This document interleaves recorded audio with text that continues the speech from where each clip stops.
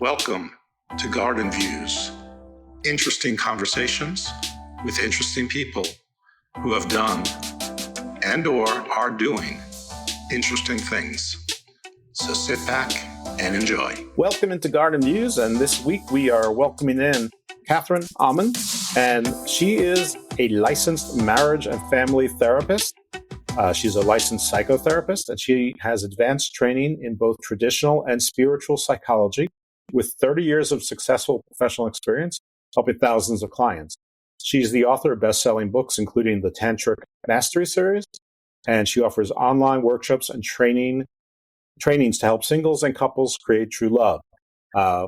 Longtime listeners of Garden Views knows that this is a little bit different than what our normal reach is, but it seemed very interesting, and I hear a lot about Tantric sort of all over the place, and I'm not sure that half the people who talk about it know what it is, and they probably imagine that it's sort of like 50 Shades of Grey and the Kama Sutra, and I'm sure it's nothing like that at all. So we'll do some debunking and figure out what the pros and cons and the benefits are and the truth. So thank you very much, Catherine, for being on the show. Welcome into Garden Views. Thanks so much, Jeff. I love that intro.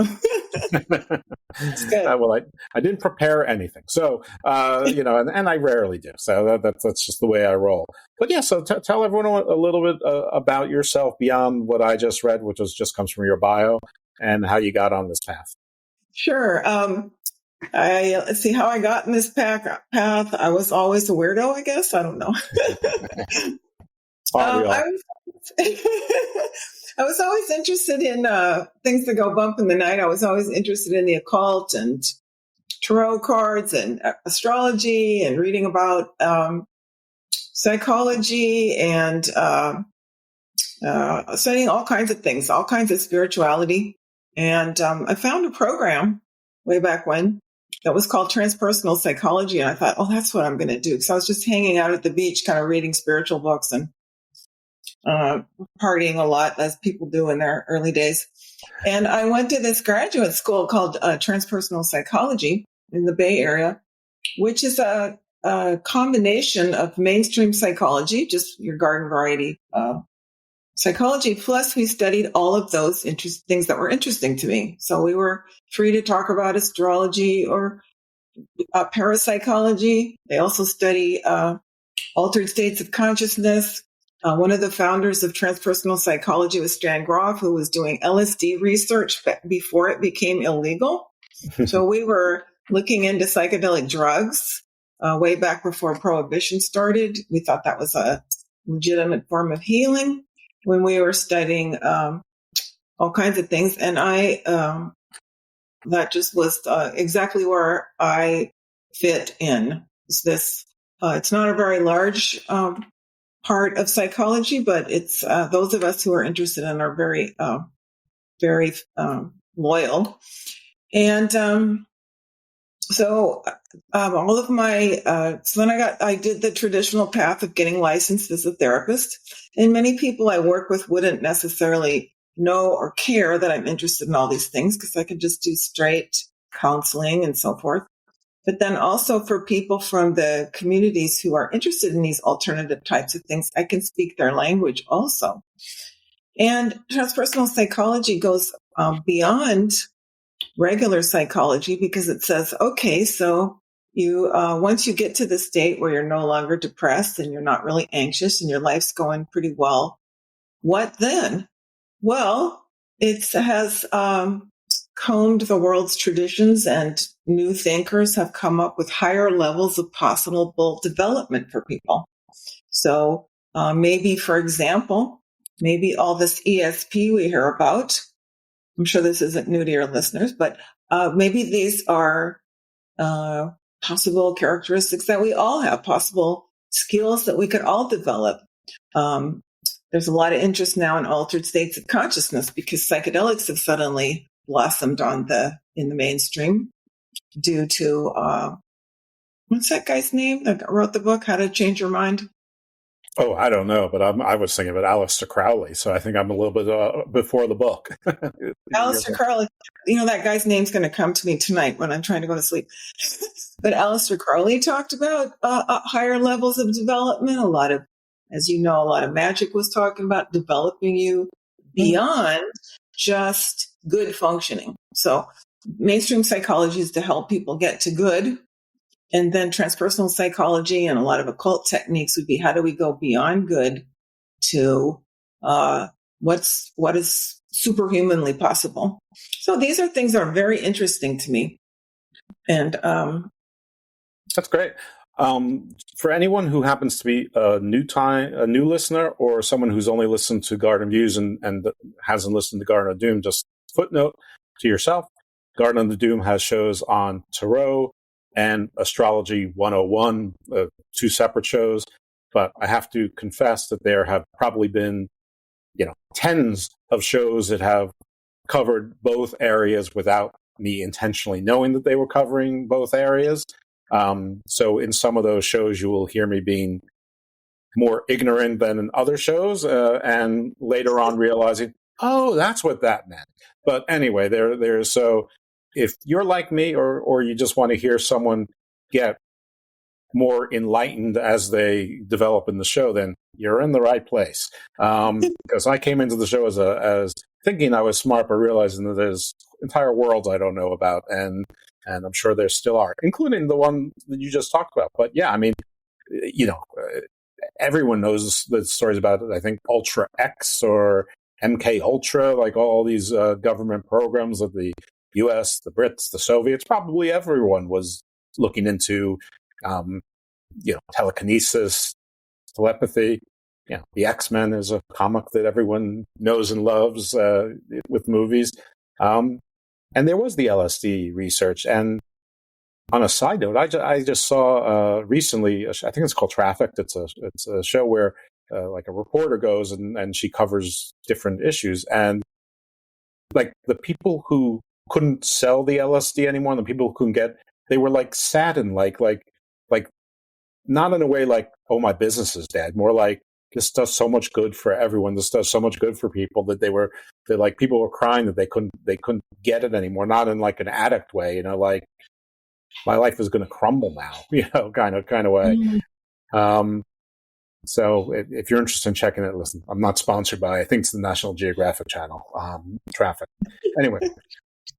So yeah, that's yeah. So when you are talking to a patient, how do you know? I mean, I'm sure some people come to you for the regular practice, the allopathic one. Others probably come to you; they're probably attracted to the parapsychology. How do you sort of get the patient control or know when they're ready to go from good to the paras level? Well, I think it really depends what the client wants. So usually when they come, first we want to get them take care of whatever's bringing them in. So if they're depressed, we want to handle the depression. And if they're anxious, we want to handle the anxiety. And if their relationship's in trouble, we want to get them out of the emergency room and into the regular functioning area. And a lot of clients, that's all they wanted. That's how they just wanted to have symptom relief. And that's great. And other people get to the symptom relief and they're like, and now what? Well, how much further can we go with this? And I might drop a few hints, like they're like, are we ready to quit? No, like, well, of course, that's always up to you. But if you want, here's some places we could go. So, for example, I'm working with a couple right now and they're fighting a lot less. And everybody would say, isn't that great progress? It's great progress. It's wonderful. And they're saying, should we stop now? And I'm like, of course, if you want to, how good could it get though? Is fighting less what you want, or is getting to the point where you can talk about stuff to the point where you can preempt so that you don't fight, or so that you have a more skillful way of resolving conflict?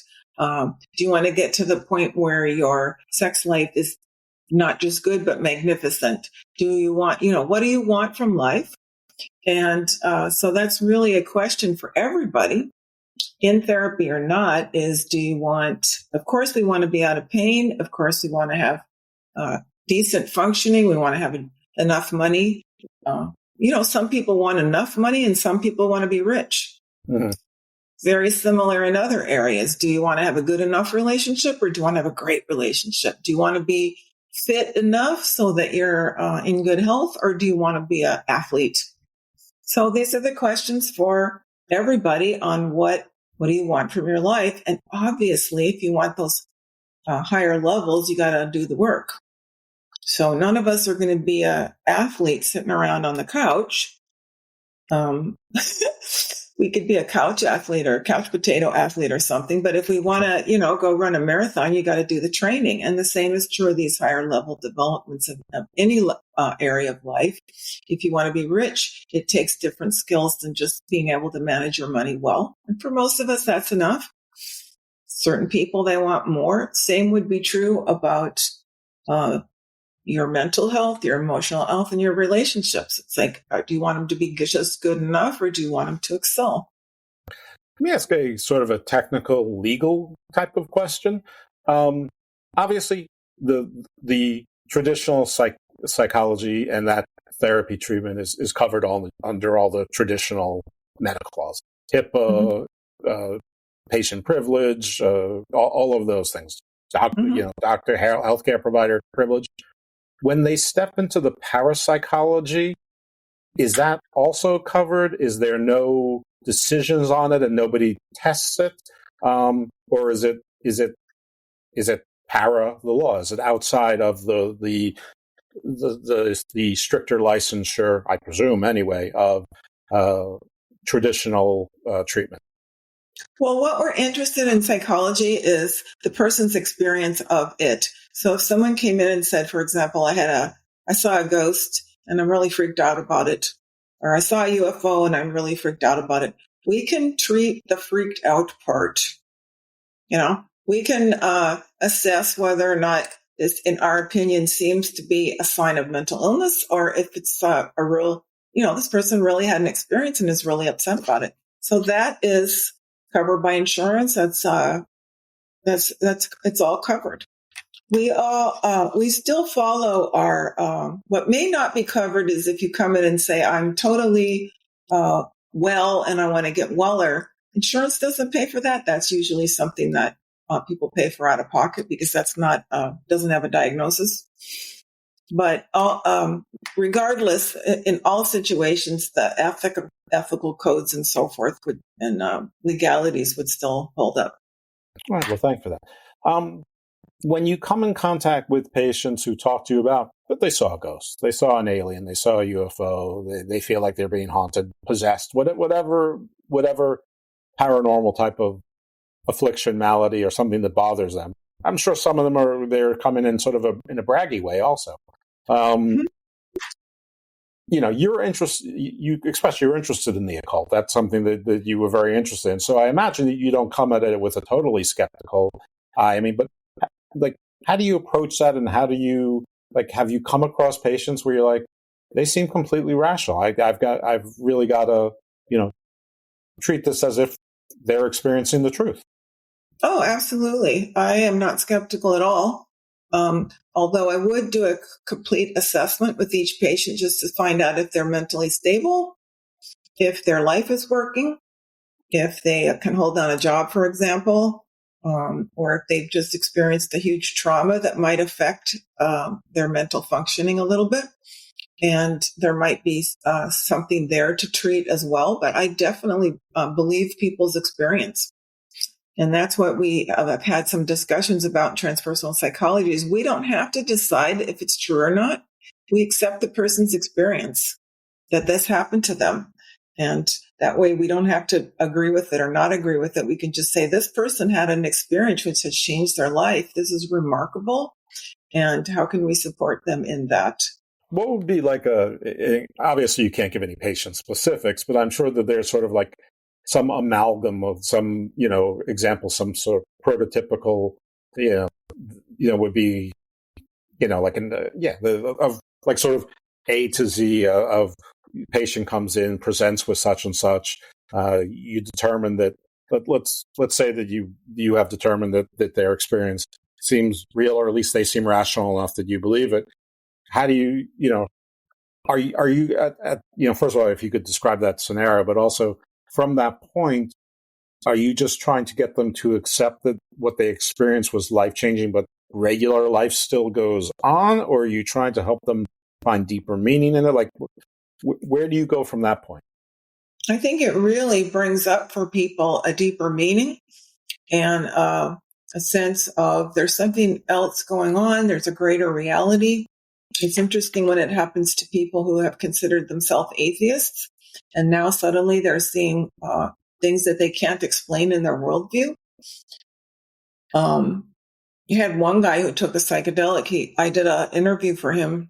He was going to go do psychedelics. He wanted to know if I considered that he was mentally stable enough to do it. And I did a full assessment on him. And I assessed, yes, I believe you are. No one can ever tell for sure what's going to happen with a psychedelic, but you certainly seem mentally stable. And he said, okay, the main thing is I don't want to have any sort of experience of divinity or divine thing. I don't believe in any of that. I don't want to have any experience of God or anything like that. Well, you know what the punchline is here, right? Yeah, you can't control what the experience is going to be. He had a totally experience of the sacred, of the luminous, and it changed his life. And from the bottom to the top, and now he goes to some meetings of people who want to talk about psychedelics and who want to talk about divine experiences and altered states and so on. So these experiences usually shake us to our core. I was watching a film the other day, which you may have seen, about a man who saw Bigfoot 20 years ago, and he just gave up everything to live in the woods and track around and try to find Bigfoot, you know? So experiences with altered states of consciousness usually they certainly don't fit into the worldview that the mainstream society is giving us. So it gives people a glimpse of something more, and they often continue on or begin a journey of what is the deeper meaning of this for me. Yeah, if you want to preordain what your experience is going to be, you need to get a video game with virtual reality or something. Your mind is going to take you to where your mind takes you, or the experience is going to have you experience the experience. You get to program that in at first, no matter how many times you click your red heels and go, I wish I was home, or whatever Dorothy said. When you say psychedelics, what kind of psychedelics are you referring to? The ones that are mostly used therapeutically today are MDMA and mushrooms, psilocybin. They're the MAPS, Multidisciplinary Association for Psychedelic Studies, has been doing legal research with these two chemicals. And as you probably know, MDMA is probably going to get legalized later this year for the treatment of PTSD. They've done some amazing studies with veterans and their PTSD. So it looks like that's getting close to being legalized. Now, that doesn't mean that it'll be legal for all of us to go to a rave and do it, which personally I think should be legalized, but that's a little different than what we're talking about. It will be prescribed by a doctor and certain therapists who have been trained. And then MDMA, psilocybin has also been used to treat other sorts of illnesses, mental health issues, and that's in certain places in the country that's being decriminalized. That hasn't been legalized anywhere to my knowledge, although it may have happened since I read the last article. But it's been decriminalized, which means you're not going to get arrested for it, but you still need to keep it quiet. And, decriminalized is it's rather confusing as to what it is exactly. But I mean, when you mention things, is this on a federal level or is this in the state of California? I honestly, I'm in Maryland, and I'm actually a lawyer licensed in Maryland, DC. Cannabis is still sort of a big deal, heavily regulated and whatnot. And, but that's not my area of law is whether psychedelics are legal for medicinal or not. But and I'm sure, obviously, the VA can get whatever dispensation it asks for usually. But I guess the question is, are you talking about from a state perspective or federal perspective? I mean, there are some states that I can't imagine under any circumstances making psychedelics legal, regardless of what any studies say. Yeah, I don't know that there are any states My understanding is it's something like somewhere in Colorado and the city of Berkeley or something like this. I don't know exactly, but it's very small areas where where it's decriminalized. Maybe it's the state of Colorado. I'm sorry, I'm not an expert on this. That's okay. But it's something very small like that. It's not federal at all. Just like cannabis is not federally legal. It is. It's okay to use here in California and most of the West Coast. It's okay in California. So yeah. So West it's not Coast, like you. It's not like you can prescribe it and they've got to fly to Boulder or drive up to Berkeley or anything. For psychedelics, yes. They Something do. They have to find the safe zone then. I believe so. Yes. Okay. I'm sure you have some listeners who know this better than I do. So please. I might get some answers after the show airs. I haven't yet, but probably because I haven't asked the question. I didn't know to until now. Where do they get this kind of prescription filled? Well, that I don't know. There must be, I don't know. There must be legal chemists, the ones that are perhaps providing for the MAP studies. I don't know. Okay. I mean, I'm sure the studies that somehow the scientists are allowed to procure it, and I'm sure they figure out ways, probably from the DEA or something. There's some sort of internal mechanism to take seized, goods or whatever. But actually, now I'm really interested in that, but we're not going to figure it out today. So I should get out of my own head. Okay. So in the parapsychology, you mentioned if you want a great sex life. So I don't normally talk about those things on the show, but why not? I mean, sex is interesting. People are interested in that. How can this kind of treatment assist with that? Well, I was in a bookstore in the late 70s, and I saw a book that said sex was spiritual, and I went, oh my God, I believe that's true. And I started out on a quest to try to understand how sex could be spiritual. And I found out that actually all Western religions have a subset of them, an esoteric department, you could say, Absolutely. where they believe that sex is spiritual. Of course, the mainstream versions of all these religions does not believe that. If you take the Judeo-Christian religions, but these small esoteric sects SECTS, have found sex spiritual and a way to experience the divine. And then, of course, in the East, you have the Eastern Tantric traditions and the Taoist traditions going way back, where they felt that there was something divine. So when you do have sex with a partner, you do enter an altered state. It's a state different than our ordinary consciousness. And you are in kind of a liminal state where you're hanging out for however long you're hanging out. 20 minutes is the average in educated countries. 3.5 minutes is the average worldwide. I don't know where they get these numbers because I don't know about you. Nobody's ever asked me how long I make love, but some scholar somewhere figured these things out. And we have to do this. 3.5 minutes, like from beginning of the kiss to the end, or just the 3.5 minutes of the actual sex itself. I think that's probably missing the kiss. I think that's probably reproductive sex. Okay. All right. So it still seems a bit rushy worldwide. I thought here in America we're in a rush with everything. I thought everybody was a little bit more laid back in other places, but I'm sure there's things that I'm missing there. You're right. I have no idea how they do these studies also, and I'm not sure who would subject themselves to this kind of study necessarily. I guess it depends on the terms.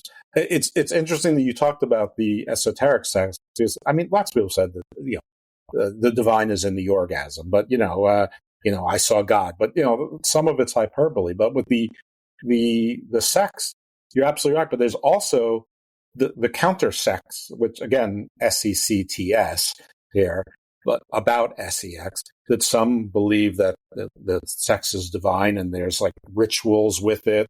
But there's others that believe that suppression of the sex allows you that you train yourself to redirect those energies to get to the divine, to get to these enlightened. So for every sect, there's a counter sect, and there's probably subsects of all of those sects too. I mean, there's 35,000 different forms of Christianity. So, just take the sects and, again, SCCTS and, do your own permutations. But, we'll stick, I guess, in this case to the sects that believe that the sex, SEX, is divine, because that seems like what's more in the wheelhouse of what you're dealing with.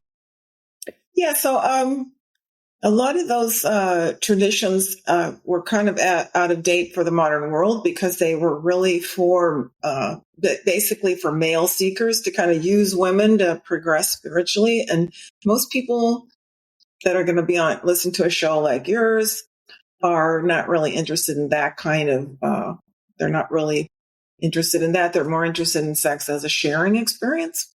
And that I would hope they don't want to be all Zeusy. Zeusy, what is Zeusy? Zeus, the king of the Greek gods, he was a bit more than a bit rapey. He went around raping whoever he felt like. This was like their great god. So I don't know. Exactly. So we live in a different world today, where most people are looking for hopefully the pleasure of both partners. That's why it takes a little bit longer than 3.5 minutes. So this has been kind of, modern Tantra has been updated for Western people. And that came a lot out of Osho, out of India, the spiritual teacher. And a lot of his people came over here, like Margot Anand, and Charles Muir says that who's one of the major teachers who brought it here to the West. He was influenced by Osho's people. And people started bringing certain tantric concepts to the West. And these are concepts about, it's going to be a lot more pleasurable to have sex with your partner if you can talk with them, if you're not hiding stuff. You know that experience when you're with a partner and you have a fight and then you're like, you're not in the mood. Yeah. Not in the mood. So I think there's a lot of people, why people a lot of times in long-term relationships don't want to have sex anymore, because they have so much that they haven't talked about. It's like, I don't feel like making love. And so Tantra starts with a lot of exercises to help people clear up their conversation. Most people would be shocked to know that Tantra is about things like this, because they assume it's having sex in pretzel positions, which it might be. There's nothing wrong with that. But what we start with is, let's clear up the communication between you and your partner, even if this is someone you don't know that well. If that's what you do, let's clear up the conversation so you don't feel like you have to put on a show. You could just relax and be yourself. If you're a longtime couple or a couple at all, let's just start with the communication so you can feel free to be yourself, so that you can. And then in Tantra, we say, what's the rush?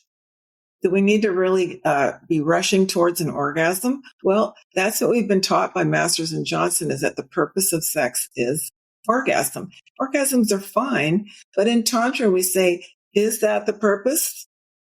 Or is the purpose a deeper connection between you and your partner? Either one is fine.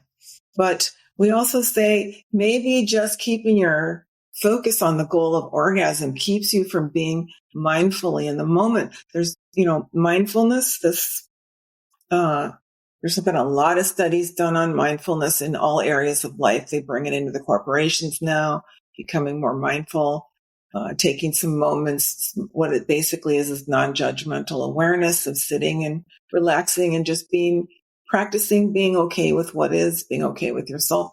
So there have been some studies now done of applying this principle of sexual mindfulness to lovemaking. So instead of focusing on, let's get to this orgasm as soon as we can, let's relax and just be together and pleasure each other with mindful awareness, and just try to be in the present moment with that. And the touch becomes very different if you're not trying to just arouse the other person to get them to orgasm. So all of these R&B songs that talk about making love all night, they were lying. Well, maybe they're tantrics. Could be. Yeah, that's true. All right. So you said earlier about lovemaking like a pretzel, and that's more like Kama Sutra with all the different positions. Is there a direct relationship between Tantric and Kama Sutra, or is it just they're both known from India? That's sort of where the connection ends. I think they kind of arose around the Tantra was around a lot. My understanding was that Tantra was around for a lot longer, and then the Kama Sutra was somebody wrote it about these arts and skills of lovemaking. It's a different thing than Tantra, but obviously it's related because it's still Indian perspectives on sex and lovemaking as being an art form versus something you just do when you're hot and bothered and orgasm. So it's kind of presented to us in the Western world. The model is build tension, and then release tension. Mm-hmm. That's what sex is. And in both the Kama Sutra and Tantra, it's seen as we don't really want to build that tension because our goal is not really to release tension. It's more like instead of building it up, we've all seen these graphs where you build up, you orgasm, then you drop off. Right, this is roller coaster. This is more like you build it halfway and you just stay there for as long as you want. Mind over matter. It's actually relaxing into rather than putting struggle in. So as the esoterics would say, blending your vegetable and your animal self. Interesting. I never heard that before. It's kind of, I kind of see it. This is going to sound really crazy, but whatever. It's kind of like there's a pulse of orgasm that's going on in the universe, and you're kind of surfing on that pulse. So that'd be really Rather than going up and touching it and dropping down, you're just going up to where that orgasm level is and surfing along, surfing. So people report tantric orgasms that last minutes. I don't know how long. It's not been said how long one could actually sustain an orgasm, but it's not just a few second thing like it is in conventional sex. I wonder if different lengths of orgasms can actually be measured as being the equivalent of like the pulse wave of, how like the earth has a heartbeat and, magma has a flow. Gravities have waves. If there's like orgasms fit into 7 categories and they match certain kinds of actual energies, telluric, whatever word you want to, earth or physics energies. That seems like something to be very difficult to study. But if they got people to figure out 3.5 minutes worldwide and 20 minutes in the U.S., I have a figure that I guess I could get those people to volunteer and come back. That's fascinating. I'd like to see a study on that. I think I would too. I mean, I just came up with it, so maybe I should apply for a grant. I have no idea how to. Well, maybe between the two of us, we can. I can write the grant and you can, administer it. That sounds great. Okay. Excellent. That is terrific. All right. Who came? I mean, I don't know. Maybe this is lost to history, but like, who developed Tantric? Well, there's some controversy about the beginning. It appears. If you go back to ancient history, it appears there was a time that was ancient history that there was a time pre-patriarchy that was a matriarchal world. And I don't believe the stories that was some kind of paradise because, you get a bunch of women in charge. You have just as much troubles when you get men in charge. But there was worship of female goddesses. They found a lot of statues of goddesses and so forth. And everyone worshipped female goddesses at the time, it appears. And it appears that Tantra was kind of when Hinduism met. It was kind of when the Hinduism met the goddess culture in the Indus Valley in India. So these two things came together of this worshiping of the female, worshiping of the female body, worshiping of sexuality, and the Hindu religion, which was one of the patriarchal religions, which was like, let's measure this and control it, and let's keep it, but let's have sex in a controlled way, not just freeform, which it appears to have been before. So you get the melding of these two, which created Tantra. So you get certain rituals around sex. For example, they would have sex, but instead of, they used to do a lot of orgies back then, apparently. And they would, for example, instead of just having a group of people having an orgy in a room, they would get them to be all in a circle with 12 partners, for example. So you can see it's still, by our definition, it's still kind of wild and maybe not what we do, but you see that there's a controlled element to it. So Tantra came along and said, these forces are powerful. Let's put some controls on them. Let's do certain kinds of exercises where we control we still allow the sexual energy, but we control it. And it sort of developed into this thing of sex energy is powerful, we'll control it. I bet the rituals help with that also. It sets a tone. It gets you in a certain state. It gets you calm. I mean, rituals are basically to get you calm through something that's excitable. I mean, that's definitely overly simplistic, but marriage, a funeral, there's a baptism, whatever. It's all of these things have a ritual tied to them to almost sort of slow things down and pace them, take it through and take you up, rise, and then sit down, rise, sit down, sing together, sing alone, pray in silence. There's sort of rituals.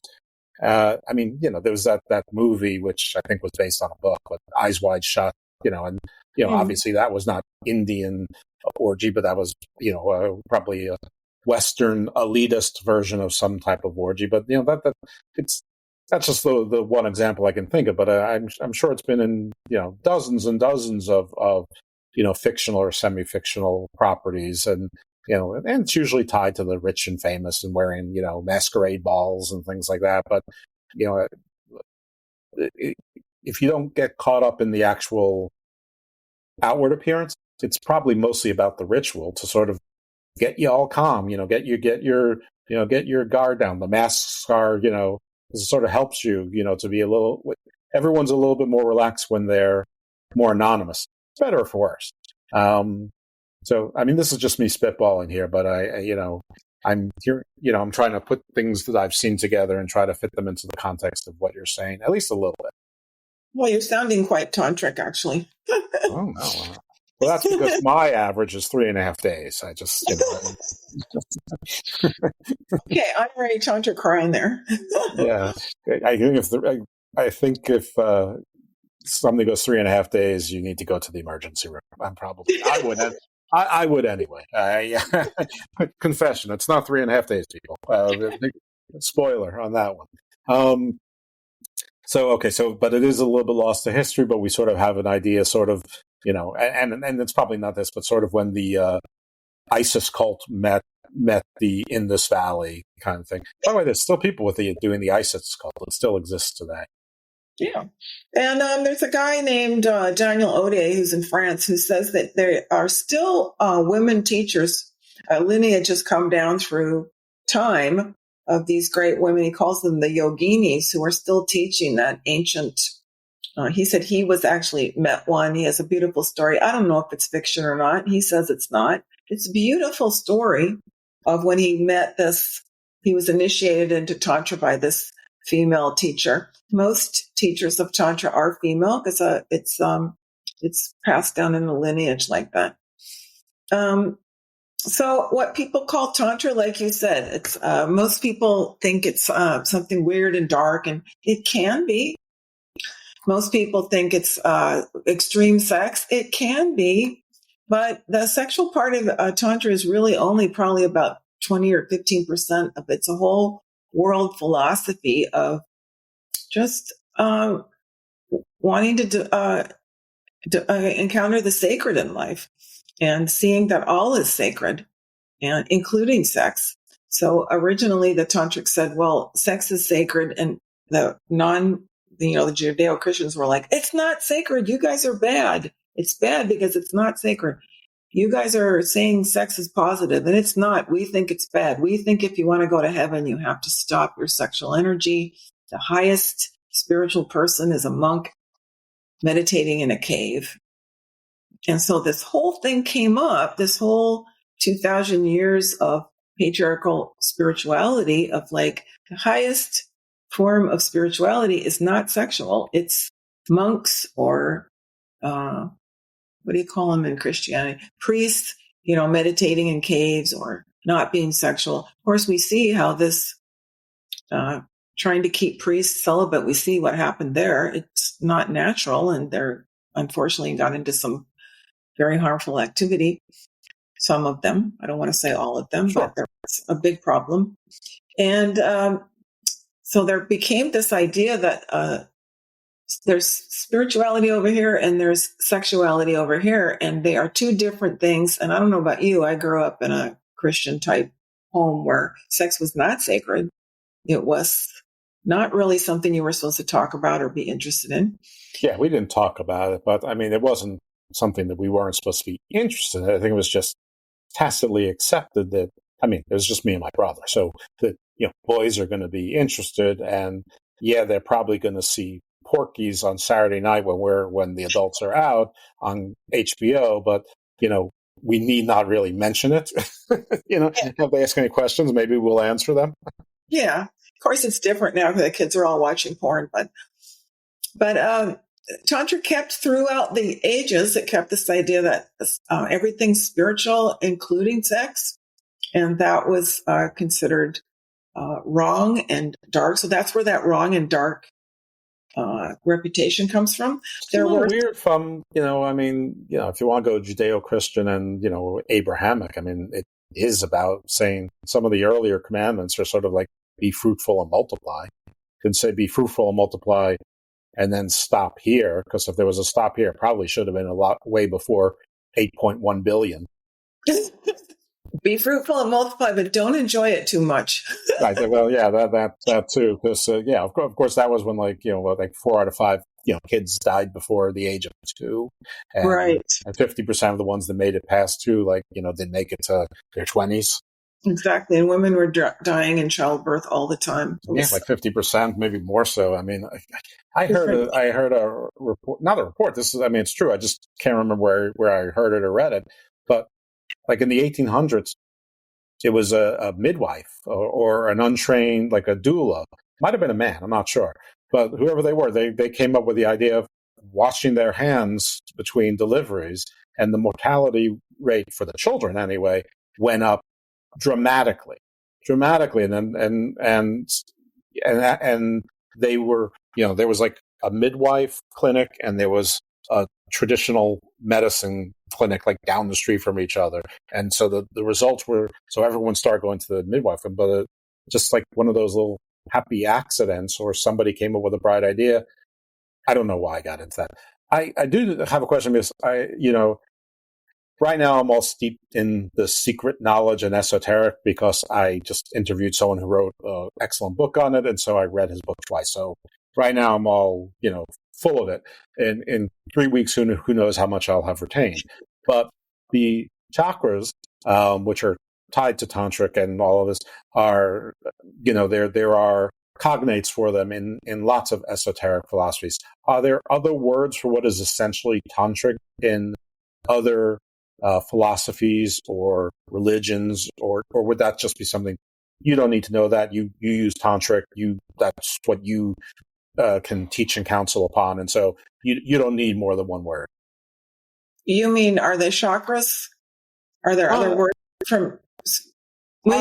Are there other words for tantric that maybe people don't know they're talking about tantric, but they are?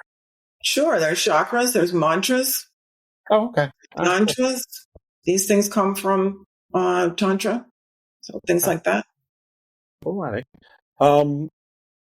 How do you approach a client, patient about this, or do they have to approach you? Do they come to you for this? They come to me for that. Okay. They see something that I have in my bag of tricks, and they're attracted to that. Now, obviously, you don't demonstrate. You have to talk people through things. I assume that there's materials you can provide, whether written or video or whatever. But like, what's in your toolkit that you use to help somebody who comes to you and says, okay, we're at this point now. We stopped fighting. We have a good relationship now, and we're ready to take it to the next level. And by the way, we're closer to that 3.5 minutes than that 20 minutes. So can you help us out? Well, usually it's going into usually it's people are surprised because it's not usually, we're not teaching sex per se. We're teaching a deeper level of communication, a deeper level of surrender to the relationship, a deeper level of clearing out of the past. So, for example, a couple may have been together for 5 years and they haven't talked about it because it doesn't seem like a good thing to do, but they're still upset about some conversation they had 2.5 years ago.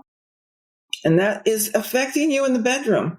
Everything you haven't talked about is affecting you in the bedroom because you're like, well, I didn't like when he said that, but I'm not going to talk about it. But I don't really want to open up to this guy completely because I just have this block that I'm still carrying. We have this sort of analogy that we use in marriage and family therapy, which is like every time a couple doesn't talk something through, every time a conversation doesn't get finished, it's like you have a rock and you stick it into this backpack. And then you have another conversation. You kind of, oh, that's okay, honey. And it wasn't okay. It wasn't done. And you stick another rock in your backpack. And then you stick another one. And most people in long-term relations are walking around with these backpacks.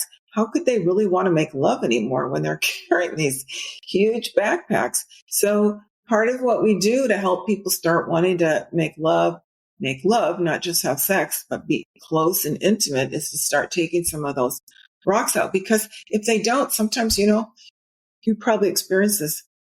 You get really mad at the other person. You take the whole backpack and you just throw it on the table, and there you got a big mess.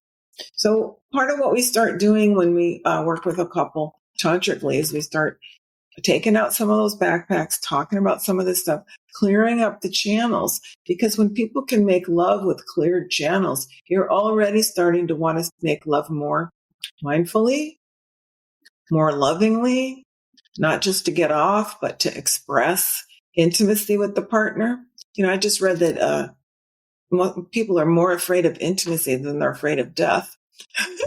but deep intimacy is what we're going for in tantric sex, is where it's so deep that it becomes an altered state of consciousness. And all kinds of things are possible at that place. That's where tantric sex gets its reputation, is that it's so intimate. You don't have anything between you. You don't have any untruths. You don't have any jealousies. You cleared any conversations that need to be had. You're just really there, present, shining, innocent, pure. And that makes a kind of lovemaking that many people have never experienced. That is the best advertising for couples therapy that I have ever heard in my life. I do want to say for the record that I carry anger and grudges about a lot of people in my backpack, but my wife isn't one of them. Yeah, none of those rocks are hers, so that's pretty good. I hope that the rocks I'm carrying for other people aren't still affecting. I'm sure you're probably thinking, yeah, they probably still are, but at least they're not attributable to the person I live with. So that's good. Yeah, that is good. Okay, so is there something that a normal interviewer would have asked you that I should have asked you that I have not? I think this is a great conversation. I would like to just let people know that I have written some best-selling books about Tantra. They're short. They're easy to read. There's the Tantric Mastery Series, which is 3 short little books, Tantric Dating, Mating, and Relating. I was quite surprised when my book, Tantric Dating, became a bestseller. I just didn't even think it was going to really be a real book. And it started being a bestseller on Amazon in its category of sacred sexuality. So I wrote 2 companion pieces with it. So those are easy to read. They're really inexpensive if you get the ebook. Well, they're inexpensive if you get the print as well. But you might want to check those out and see if they're interesting to you. The Mating and Relating both talk about some of these principles that Jeff and I have been talking about getting the conversation clear, getting the relationship cleared up. There's some stuff in there about the chakras and how tantrikas use the chakras. So I guess wanted to share that with people that those books are available. Absolutely. And listen, unless they're, probably really old, then they're probably going to be interested in this at least some way. And maybe, maybe there isn't an age limit. What do I know? What? Maybe there isn't an age limit. What do I know? I mean, Al Pacino and Robert De Niro, I think both are having new kids, and they're both in their 80s. Well, this is the other thing, is that mainstream sex is going to tell you that sex goes down as you get older. And what we're finding in Tantra is that it actually gets better as you get older. You're not having the same kind of athletic sex, perhaps, that you had in your 20s, but you also aren't interested in having that kind of sex anymore. What you're interested in is actually being present with your partner, making love to them, being made love by them, daring, facing your own fears about intimacy and going deeper. And that is very exciting. And just in the same way that older athletes are better at endurance sports and younger athletes are better, for example, at sprints, and older athletes are better at, for example, walking long distances. This seems to be true with sex as well, which is that we think that sex is over when we're young, or that people get less interested. And this actually is, there's actual scientific research now beginning to come forward that grandma and grandpa are not talking to you about it, but they're having sex and they're enjoying it tremendously. And why do we laugh at that and put it down? It's quite curious. So I just want people to know that the potential, this is not going to happen unless you put some attention to it, because it's very easy to just go to sleep sexually and let the rocks pile up in the backpack. But if you want to have the best sex of your life when you're older than you are now, that is absolutely available for you. I'm an older person and having the best sex of my life. And I've always been a sexual person. So it's not that I haven't before. It's getting better and better and better. And that is the potential that I really want to get that word out, because this idea that it's we're doomed, it makes us not look forward to getting older. It's one of the things that we think getting older is, I don't really want to do that. I don't want to lose my sex life. You don't have to. Wow. And Tantra offers the way to have sex that is more satisfying, more nourishing than what you may have experienced when you were younger. Well, if before was the best promo for counseling, that was the best sequel promo for counseling. This customer base is, up to 80 now, or 90 or beyond. So that's terrific. All right. So you already answered. The books are available on Amazon. Are they also in, for people who go to stores? Are they also like in Barnes and Noble or other booksellers, or just they are Amazon? not. They Amazon are exclusive. And Yep. so the category is, so they could either look up your name, Catherine Allman, AUMAN, which will be in the show notes, of course. And you said sacred sexuality is the category? It's the category that they're in. Fabulous. If there even is such a category. Amazon is a wonderful thing. It's the Amazon runs right through the garden, and we get a good view in the garden views. Okay. Frivolous question. What song do you associate with the services that you provide that I should put on here? Now, I just want to give you, this is a bit of a multiple choice, not much, but during the course of our talks, I've thought about Feel Like Making Love by, I think it's Bad Company. I also thought about I Want Your Sex by, it's either Wham or George Michael. I don't know if it's a solo or it's with the group. Oh my God. And there was something else about talking. It doesn't matter. It might have been Voices Carry by Till Tuesday, which is actually about a terrible relationship. But or other. Do you have a request?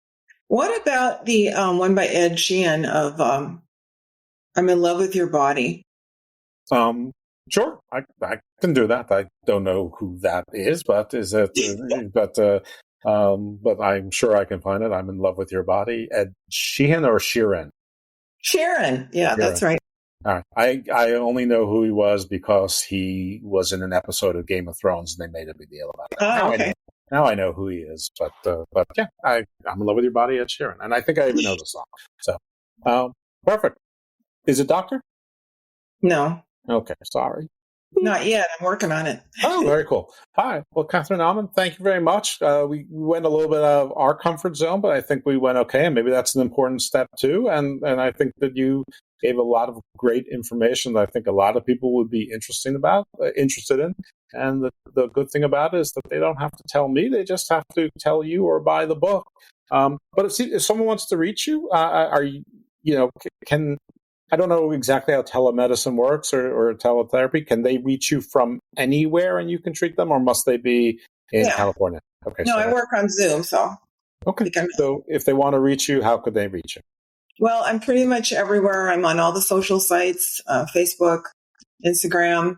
My website is myname.com, Catherine Aumann with a C, AUMAN. And I have a YouTube channel. You're welcome to help yourself there. I got about 300 videos talking about a lot of the things we've talked about here. Or you can send me an email at info on my website. Excellent. I'm looking on YouTube right now, but I'm looking for Ed Sheeran, not for you, but for you. I found Shape of You. That's Shape of You. That's it. It is Shape of You. Okay, perfect. All right, there we go. Between the two of us, we got to the right song. Got it. Perfect. Thank you so much for being on Garden Views. Good luck with the book. Good luck with the treatment. Good luck with with our psilocybin and MDMA grant proposal that we're going to tie to galactic. We're going to solve the mysteries of dark matter through sex. I think that's what we're trying to do. We got to get into whatever the in thing is now. So, all right, thanks very much, folks. Next thing you'll hear will hopefully be the dulcet tones of Ed Sheeran. Check out her stuff, buy the books. If you want to reach out, she told you how to. And, if you enjoyed this show, check out the other episodes and spread the word to your friends and family and whatnot. And we love reviews as well. So you'll hear from us next week in the garden. The club isn't the best place to find the lovers, so the bar is where I go.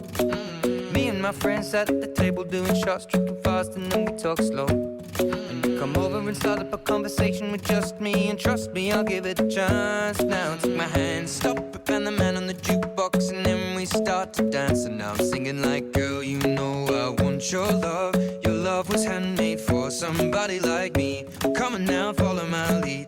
I may be crazy, don't mind me. Say, boy, let's not talk too much. Grab on my waist and put that body on me. Come on now, follow my lead. Come on now, follow my lead. I'm in love with the shape of you. We push and pull like a magnet do. Although my heart is falling too. I'm in love with your body. And last night you were in my room. And now my bedsheets smell like you. Every day discovering something brand new. Well, I'm in love with your body. I'm in love with your body. I'm in love with your body. I'm in love with your body. Every day discovering something brand new. I'm in love with the shape of you. When we can, we let the story begin. We're going out on our first date. You and me are thrifty, so go all you can eat. Fill up your bag and I fill up the plate. We talk for hours and hours about the sweet and the sour and how your family's doing okay. And leaving, getting a taxi, kissing the backseat, tell the driver make the radio play. And I'm singing like, girl, you know I want your love. Your love was handmade for somebody like me. Come on now, follow my lead. I may be crazy, don't mind me. Say, boy, let's not talk too much. Grab on my waist and put that body on me. Come on now, follow my lead. Come on now, follow my lead. I'm in love with the shape of you. We push and pull like a magnet do. Although my heart is falling too. I'm in love with your body. Last night you were in my room. And now my bedsheets smell like you. Every day discovering something brand new. Well, I'm in love with your body. I'm in love with your body. I'm in love with your body. I'm in love with your body. Every day discovering something brand new. I'm in love with the shape of you. Come on, be my baby, come on. Come on, be my baby, come on. Come on, be my baby, come on. Come on, be my baby, come on. Come on, be my baby, come on. Come on, be my baby, come on. Come on, be my baby, come on. Come on, be my baby, come on. I'm in love with the shape of you. We push and pull like a magnet do. Although my heart is falling too. I'm in love with your body. Last night you were in my room. Now my bedsheets smell like you. Every day discovering something brand new. I'm in love with your body. Come on, be my baby. Come on, come on, be I'm in love with your body. Come on, be my baby. Come on, come on, be I'm in love with your body. Come on, be my baby. Come on, be I'm in love with your body. Every day discovering something brand new. I'm in love with the shape of you.